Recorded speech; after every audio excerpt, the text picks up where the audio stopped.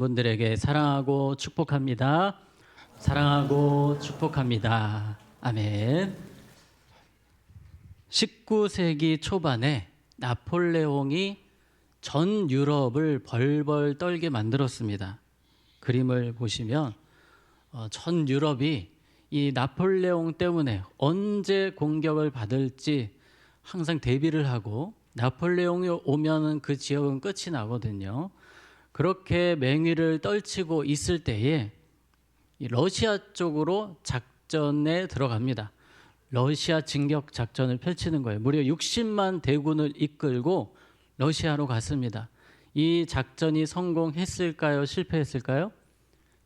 실패하게 됩니다. 왜냐하면 러시아는 추운 나라 아닙니까? 겨울이 찾아온 거예요. 러시아는 9월 말부터 추워지거든요. 거기까지는 계산을 못한 거예요. 영하 20도까지 내려가는 이 한파가 계속이 되니까, 자, 사진에 보시면은 이 돌아오는 길에 병사들이 그냥 저렇게 나가 떨어져 죽는 겁니다. 그리고 제일 손실이 이 탈영병들이 거의 반 이상, 60만 명 중에 30만 명 정도가 다 도망가 버렸어요. 너무 추워서. 내가 세상에 살다 이렇게 춥고 힘든 적은 처음이다 하면서 병사들이 황당해가지고 다 도망가고요. 그래서 결국은 이기지 못하고 돌아오게 되는데 5만 명 정도밖에 남지 않습니다. 몇 명 갔죠? 60만 명 정도가 갔는데 5만 명 정도만 돌아온 거예요. 이 모습을 보고 안 그래도 유럽에서 이 나폴레옹을 다 어떻게든 잡아 죽이자 이런 말들이 있었는데 너무 기회가 좋은 거예요. 나폴레옹이 초라하게 5만 명 정도 이끌고 돌아오는데 이 연합군들이 합쳐가지고 나폴레옹을 공격하니까 이길 수가 없습니다. 그래서 그때 나폴레옹이 유배되어 섬으로, 그 뒤에도 어떻게든 일어나 보려고 했지만 결국은 다시 더 무인도로 사람이 살지 않는 곳에 유배가 돼서 6년 동안 살다가 죽게 됩니다. 그러니까 이 나폴레옹 인생을 꺾어버린 작전, 그것은 러시아 진격 작전이었어요. 근데 이 나폴레옹이 정말 전략 전술이 대단한 사람이거든요. 현대사 이 전쟁에서도 나폴레옹의 이 전략은 인정할 정도로 정말 천재적인 전술 전략이에요. 그런데 러시아만큼은 잘못된 전략, 전술, 결국은 그의 인생을 꺾게 만드는 그런 실패하는 작전이 되고 말았습니다. 오늘 이런 이야기를 드리는 이유는 우리가 바로 왕을 보게 될 텐데요.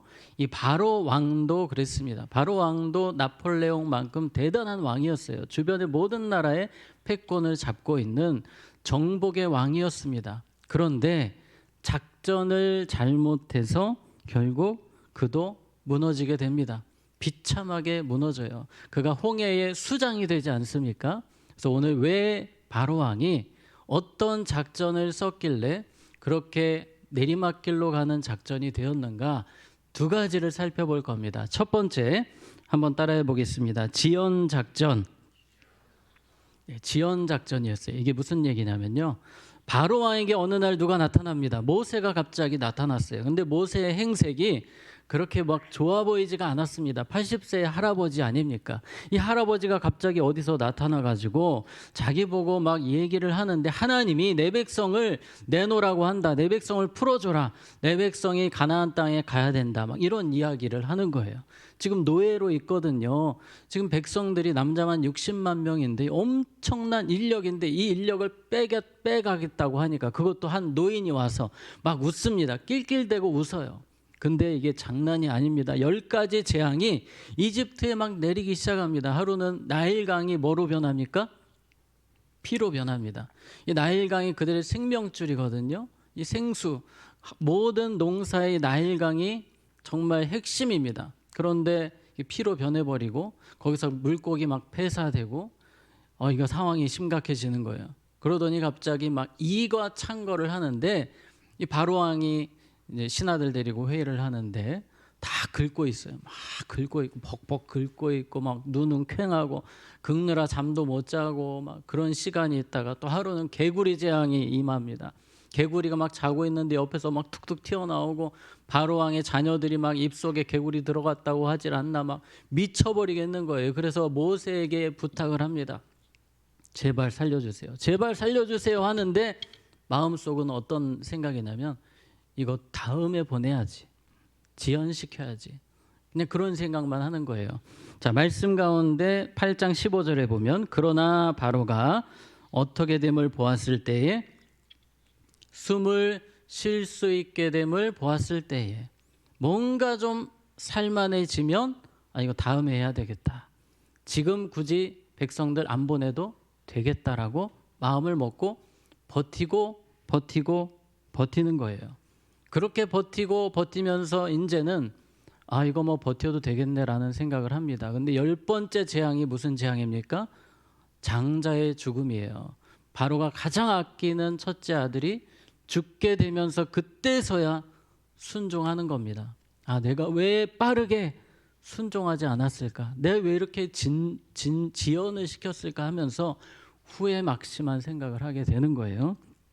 우리의 삶을 한번 생각해 보기 원합니다. 하나님께서 우리에게 순종을 요구하실 때가 있습니다. 사랑하는 아들아, 사랑하는 딸아, 너 쉬지 말고 뭐 해라? 기도해라. 기도해야 하는 것은 알지만 삶이 너무 바쁘다 보니 내 인생이 너무 치열하게 살다 보니 하나님 조금 여유 있으면 하겠습니다. 이게 지연작전입니다. 지연작전의 끝은 좋지가 않습니다. 성경에 많은 인물들이 보여주고 있잖아요. 요나가 그랬습니다. 요나는요, 하나님 말씀이 딱 떨어졌을 때 니느웨로 가라 했는데 계속 지연을 시키고 다시스로 갑자기 막 가버려요. 그러다 어디에 떨어집니까? 물고기 뱃속에, 고래 뱃속으로 들어가는데 생지옥이 따로 없습니다. 산소도 거의 없습니다. 막 계속 매일 우액. 그 고래 뱃속에서 사람이 살 수가 없어요. 요나는 그렇게 지연작전을 쓰다가 물고기 뱃속에 들어가자마자 빠르게 회개를 합니다. 빠르게 회개하고 하나님 앞에 순종하겠다고 하는 거죠. 여러분, 우리는 빨라야 됩니다. 순종에 빨라야 되고 회개하는 데 빨라야 됩니다. 하나님이 여러분들에게 거룩을 요구하실 때가 있어요. 너 거룩하게 살아야 된다. 너 기도하며 살아야 된다. 너 이렇게 살아야 된다고 할 때에 우리는 이런저런 핑계를 대면서 지연 작전을 쓸 수가 있어요. 안 됩니다, 여러분. 빠르게 한번 따라해 봅시다. 빠르게 순종합시다. 빠르게 회개합시다. 아멘. 여러분, 빠르게 하셔야 됩니다. 바로는 그렇지 못했기 때문에 정말 후회하는 시간을 맞이하게 되는 거예요. 자, 두 번째입니다. 두 번째, 오늘의 핵심 작전인데요. 바로의 최악의 작전 두 번째, 따라해 봅시다. 타협 작전. 바로는 타협을 아주 잘했어요.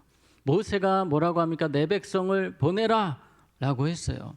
파리 재앙이 갑자기 찾아옵니다. 파리가 왕궁에 막 수만 마리가 돌아다니는 거예요. 여러분, 파리 때문에 고통 당해본 적 있으시죠? 지금은 파리가 별로 없다 보니까 느낌이 별로 안 오는데요. 저는 자다가 예전에 좀 오래전 일인데 자는데 파리가 막 웽웽 거리는 거예요.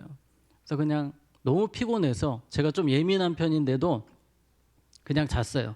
모기 같은 경우는 제가 일어나서 무조건 잡거든요. 이제 파리는 그냥 내가 봐주자 하고 잠들었는데 어느 순간 제 입술에서 막 비비고 있는 거예요. 파리가.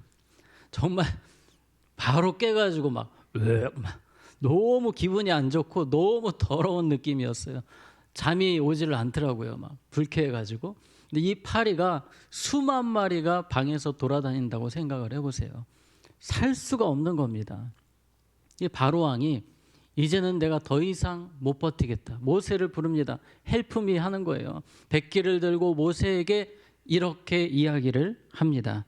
우리 25절 말씀 25절에 보면 바로가 모세와 아론을 불러 이르되 너희는 가서 어디에서 이 땅에서 너희 하나님께 제사를 드리라.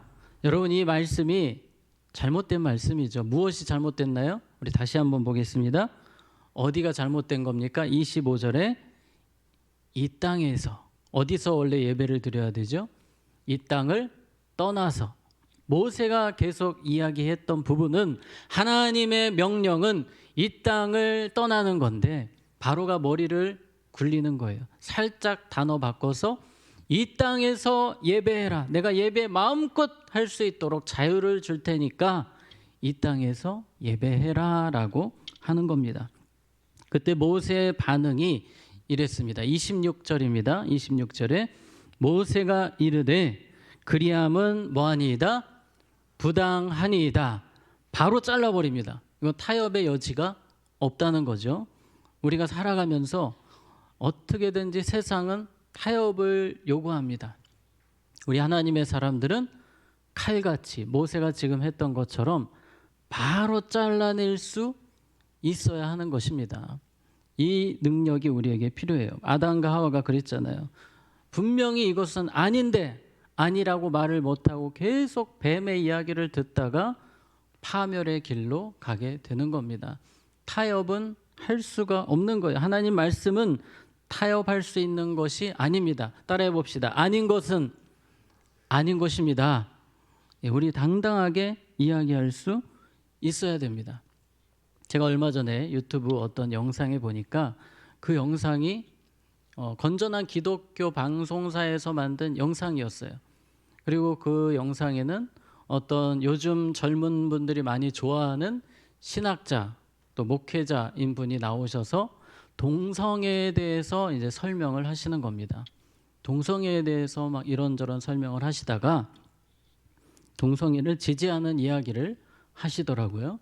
이렇게 설명을 합니다. 이 성경 시대와 지금 시대는 다르기 때문에 이거를 꼭 죄라고 볼 수는 없습니다 라는 말을 갑자기 하는 거예요. 그러더니 또 이런 얘기를 합니다. 혹시 그게 죄라고 하더라도 저는 동성애자에게 그걸 죄라고 말은 못하겠어요. 그 사람들을 배려하기 때문입니다. 이런 이야기를 하시는 거예요. 깜짝 놀랐습니다. 이게 일반 기독교 방송에서 만든 유튜브 채널이에요. 근데 거기서 이 동성애에 대해서 너무나도 자연스럽게 이거는 배려해야 됩니다. 그거는 꼭 죄라고 볼 수 없습니다라고 이야기를 하시는 거예요. 정말 잘못된 거죠, 여러분. 성경은 분명히 동성애는 뭐라고 이야기합니까? 죄라고 분명하게 이야기를 합니다. 자, 우리 한번 말씀 보겠습니다. 동성애에 대해서 성경이 이야기하는 부분들을 보면 누구든지 여인과 교합하든 남자와 교합하면 둘 다 가증한 일을 행함인즉 반드시 죽일진이라는 무서운 표현까지 쓰고 계세요. 또 밑에 보시면 고린도전서에 남색하는 자나 동성애를 말하는 거죠. 하나님의 나라를 유업으로 받지 못하리라. 이 사람들은요, 이 동성애를 지지하시는 분들이 가장 많이 하는 이야기 중에 하나가 이 시대에 맞게 해석을 해야 된다는 이야기를 꼭 합니다. 특히 이분들이 비유로 이야기하시는 것 중에 하나가 성경 시대에는 노예 제도가 있지 않았냐. 근데 지금 시대는 노예 제도가 없으니 뭐 이런 부분들은 분명히 차별이 있다라는 식으로 바꿀 건 바꿔야 된다라는 식으로 이야기를 하세요. 근데 오늘 우리가 보았던 이런 구절들을 보면 이거는 시대가 바뀌어도 하나님이 싫어하신다는 것이 느껴지시잖아요. 누가 봐도 이것은 아무리 시대가 바뀌어도 하나님이 죽이라는 표현까지 쓰신다는 것은 분명히 하나님이 싫어하시는 것인데 이것을 우리가 아무리 타협하고 포장한들 그것은 하나님이 싫어하시는 것이다. 타협할 수 없는 것이죠. 우리 동성애뿐만이 아니에요. 우리가 동성애자들을 혐오하고 미워해서는 안 되지만 동성애는 분명히 뭐라고 이야기할 수 있어야 됩니까? 죄라고 이야기할 수 있어야 돼요. 제가 정말 부탁을 드리는 것은 유튜브 채널 중에 정말 건전해 보이고 또 건강한 신학교 또 목사님 같지만 이상한 소리 하시는 분들이 너무 많아요. 그래서 여러분 아무 채널이나 보지 마시고 유튜브가 정말 위험합니다. 그래서 조금이라도 마음에 걸린다 싶으면 꼭 우리 교역자들에게 물어보셨으면 좋겠어요. 잘못된 영상이 너무나 많기 때문에요. 자, 그래서 26절 우리 한 번 더 보겠습니다. 모세가 이르되 그리함은 부당하니이다라고 잘라요. 칼같이 자릅니다. 그리고 우리가 우리 하나님 여호와께 제사를 드리는 것은 애굽 사람이 싫어하는 바인즉, 뭔가 말을 지혜롭게 풀어갑니다. 내가 이 부분은 타협할 수 없습니다라고 딱 끊어요. 하지만 그 뒤에 이야기는 조금 지혜롭게 풀어가는 겁니다. 우리가 이 땅에서 이집트에서 제사를 드리면 이집트 사람들이 싫어합니다. 돌 던집니다. 이렇게 좋은 말로 이야기를 하는 거예요. 그러니까 지혜가 필요한 겁니다. 세상에서 우리가 타협하지 않기 위해서는 말을 지혜롭게 잘해야 되고 행동도 지혜롭게 잘해야 됩니다. 제가 예전에 어떤 교회에서 사역할 때에 한 집사님이 그런 이야기를 하셨어요. 이 제사 관련해서 보통 명절이 되면 제사 지내는 가정이 있잖아요. 이분이 며느리로 가셔서 이렇게 보니까 다 절을 하는 거예요. 본인은 크리스찬이고 집사이기 때문에 절을 안 해야 되는 것 알지만, 그래서 이분이 어디서 들은 건 있으셔가지고 지혜롭게 행동하자, 지혜롭게, 이 생각이 드셨대요. 그래서 여기서 지혜로운 건 무엇인가 생각을 하시다가 일단은 절은 해야 되겠다. 절을 하시면서 기도를 하셨대요. 그럼 지혜로운 겁니까? 지혜가 선을 넘어버린 거예요. 이런 상황은 이건 지혜로운 게 아닙니다. 그래서 제가 이야기를 막 했어요. 집사님, 그거는 선을 넘으신 겁니다. 절은 하지 마셨어야 되셨고, 아무리 기도하면서 절을 한다 하시더라도 그건 아닙니다. 절을 하지 마시고 그 상황에서는 지혜롭게 말로 풀어가셔야 됩니다. 제 신앙 때문에 못합니다. 대신에 저는 집안일을 두세 배 하겠습니다. 라든지 그런 식으로 지혜롭게 하셔야 됩니다라고 말씀을 드린 적이 있어요. 때로 우리가 세상을 살다 보면 주변 사람들 눈치를 봐야 될 때가 있고요. 또 하나님의 말씀의 기준 앞에서 이 타협이라는 부분이 생길 때가 있습니다. 여러분, 그럴 때 우리는 어떤 입장을 가져야 되냐면요. 우리 한번 그림에 보시면 우리는 타협을 위한 지혜가 아니라 뭐 하지 않기 위해서? 타협하지 않기 위한 지혜가 필요한 거예요. 타협을 위한 지혜가 아니라 타협을 일단 우리는 안 한다. 말씀에 어긋나면 이거는 뒤도 안 돌아본다라는 마음을 가지고 대신 그 다음은 지혜가 필요한 것입니다. 혹시라도 내가 너무 지나쳐 보이는 모습 때문에 상처를 줄 사람이 있을까 봐 지혜로 풀어가는 부분이 필요하지, 먼저는 타협하지 않는 모습이 중요하다는 것입니다. 오늘 이 타협을 제가 이야기를 하면서 말씀을 준비하면서 또 이 타협과 관련해서 술, 담배에 대한 주제를 떠올리게 됐어요. 크리스찬과 이 술, 담배는 뗄래야 뗄 수 없는 부분이죠. 우리가 사회생활을 하다 보면 담배 같은 경우는 요즘은 그래도 계속 줄어가고 있습니다만 술은 그래도 대학가에서 또 직장에서 회식하고 하면 항상 따라오지 않습니까? 이 술에 대해서, 담배에 대해서 우리는 어떤 입장을 취해야 하는가, 어디까지 생각을 해야 되는가. 먼저 담배를 먼저 생각을 하면요, 담배 같은 경우는 여러분 요즘 담배 케이스에 보시면 뭐가, 무슨 그림이, 무슨 사진이 있습니까? 막 암통이가 붙어 있고요, 목이 막 뚫린 사진이 있고, 막 해골바가지가 있고, 그 말은 건강에 이것은 백해무익이다를 이미 보여주고 있기 때문에 사실 담배 같은 경우는 건강을 해치기 때문에 하나님 앞에서 우리가 절대로 금해야 됨을 생각할 수 있겠습니다. 우리가 또 짚고 넘어가야 될 것 중에 하나가, 술, 담배 하면은 지옥 갑니까? 그건 아니에요. 술, 담배 때문에 지옥과 천국이 결정되는 것은 아닙니다. 그러나 술, 담배 때문에 신앙이 잘못될 수는 있어요. 하나님과 멀어질 수 있습니다. 예수님의 제자로 살아가는 것이 안 될 수가 있습니다. 하나님을 기쁘시게 못할 수가 있습니다. 이 부분은 여러분이 꼭 기억하셨으면 좋겠어요. 이것도 마찬가지예요. 제가 영상, 이것도 건전한 기독교 방송의 영상에서 나온 이야기입니다. 술, 담배, 특히 이제 술에 대해서 그 교수님이 또 어떻게 접근을 하셨냐면요, 술은 아디아포라의 문제입니다. 이런 이야기를 하셨어요. 아디아포라. 아디아포라가 뭐냐면요. 해도 되고 안 해도 되고 이거는 중요한 문제가 아니다. 그런 이야기로 그 영상이 결론이 맺어지는 거예요. 저는 또 약간 충격을 받았습니다. 술을 너무나도 쉽게 생각을 하시는 거예요. 너무 타협의 여지를 열어두시는 거예요.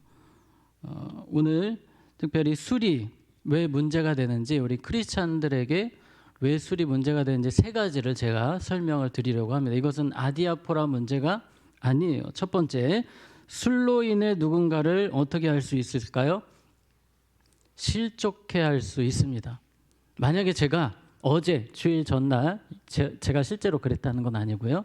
석관동에서 술병 들고 제가 막 돌아다녀요. 막 으면서 막 목사가 그러고 다녀요. 그리고 주일날 딱 이제 말끔하게 하고 설교를 딱 한다고 할 때 그 모습을 본 여러분들이 은혜를 받는 분도 계실 거예요. 아, 우리 목사님 쿨하다. 우리 목사님 참 멋지다. 예, 그런 분도 계시겠지만 아마도 그 중에는 아, 진짜 은혜 되게 안 된다 저분. 어제까지 그렇게 술고래처럼 행동하다가 앞에서 저렇게 설교를 하시네. 아, 나 진짜 이 교회 나오기 싫다. 이 생각 들지 않겠습니까? 아, 다 쿨하다고 생각하시나요? 아마 그런 분들 계실 거예요. 그런 분들이 몇 명이라도 있으면, 한 명이라도 있으면 이건 하나님 앞에 뭐예요? 죄가 되는 겁니다. 그 영혼을 뭐 했기 때문에? 실족시켰기 때문이에요. 성경은 누군가를 실족시키는 부분에 대해서 절대로 가볍게 넘어가지 않습니다. 소자 하나를 실족해 하면 연자맷돌을 안고 바다에 떨어져 죽어라라고 할 정도로 정말 심각하게 말씀을 하세요. 근데 이 술이라는 부분이 특히 한국 문화 속에서는 내가 크리스찬임에도 불구하고 사회생활하면서 막 술 열심히 마시고 이런 걸 또 드러내고 하다 보면 분명히 어딘가에서 누군가는 실족합니다. 이게 목사 이야기뿐만 아니라 여러분도 마찬가지입니다. 우리 앞에서 우리 찬양팀이 찬양을 하시는데 찬양을 하시다가 고음이 안 올라가요. 야, 맥주 한 캔 따고 해. 저쪽 가서 딱 마시고 여기서 고음 확 지르면 은혜가 되시겠죠. 또 찬양하다 막 실족해요. 그것도.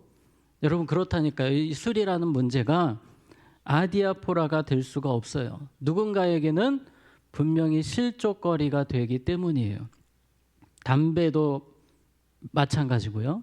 여러분 그래서 우리가 술, 담배 혹시 못 끊는 분이 계시다면 좀 기도라도 하셨으면 좋겠습니다. 네. 자, 두 번째, 술은 성령의 역사와 어떻게 돼요? 충돌하게 됩니다. 술은 반드시 성령의 역사와 부딪히게 돼요. 만약에 제가 막 술을 마시고 여기서 막 뜨겁게 기도한다. 그건 있을 수가 없는 일입니다. 제가 2008년에 이 전도폭발이라고 배운 적이 있습니다. 전도폭발 혹시 배워본 적 있으신가요? 전도법을 배우는 겁니다. 거의 한 20-30분짜리 그 전도 관련된 내용들을 외워서 이제 믿지 않는 사람들에게 설명을 해주는 거예요. 제가 수료를 하고 나니까 빨리 전도를 하고 싶더라고요. 머릿속에 있을 때 내가 빨리 누군가에게 전해주고 싶다. 그때가 제가 군목으로 있을 때였습니다. 저기 연천 쪽인가 파주 쪽에 있을 때였는데요. 그때 그 시골이다 보니까 군부대 근처가 시골에 지나가는 한 아저씨가 계셔서 너무 반가웠어요. 내가 이 전도 폭발을 사용해야 될 때다. 전도해야 되겠다. 가서 예수님에 대해 설명을 하는데 모르신다는 거예요. 기회다. 설명을 막 하는데 이분이 너무 잘 들으시는 겁니다. 무려 30분 동안 저의 이야기를 들으시고 예수님 믿기로 약속하시고 내일 아침에 교회 나오기로 하셨어요. 그래서 제가 모시러 온다고까지 약속을 했습니다. 내일 9시에 제가 모시러 가겠습니다. 알겠다고 하신 거예요. 근데 제가 마음에 살짝 걸렸던 것 중에 하나는 이분이 살짝 술 기운이 있으셨다는 거. 그것 빼고는 너무 잘 들으셨고 꼭 오겠다고 하셨어요. 그리고 그 다음날 제가 9시에 기다렸는데 오셨을까요? 안 오셨을까요? 안 오셨습니다. 제가 집까지 찾아갔어요. 똑똑 두드리고 제 설명을 했더니 제가 누군지도 모르시더라고요. 여러분 술이 들어가면 하나님의 은혜와 이것은 같이 갈 수가 없어요. 그래서 술 취하지 말라 이는 뭐한 것이니 방탕한 것이니 오직 성령으로 충만함을 받으라. 그래서 어떤 분들은 취하지 말라고 했지 먹지 말라고 한 것까지는 아니지 않냐라는 표현을 하시는데요. 여기서 술 취하지 말라고 할 때에 정말로 이것이 그 취하는 정도를 이야기한 것이었다면 아마 성경이 괄호치고 주량에 따라 다르게 할 수 있음 뭐 이렇게 할 수도 있었을 거예요. 네, 그런 표현이 없습니다.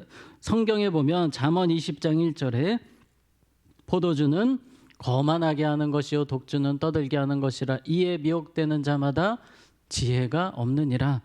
이런 말씀이 되게 많습니다. 여러분 읽다 보면 술에 대해서 상당히 부정적인 구절들이 성경에 많이 나오고 있어요. 특히 한국 술 문화는 어떤 문화입니까? 취하는 문화예요. 갈 때까지 가보는 술 문화 아닙니까? 절대로 이 부분은 성령의 역사와는 반대되는 부분이다. 자, 세 번째입니다. 세 번째, 술은 하나님의 성전을 어떻게 합니까?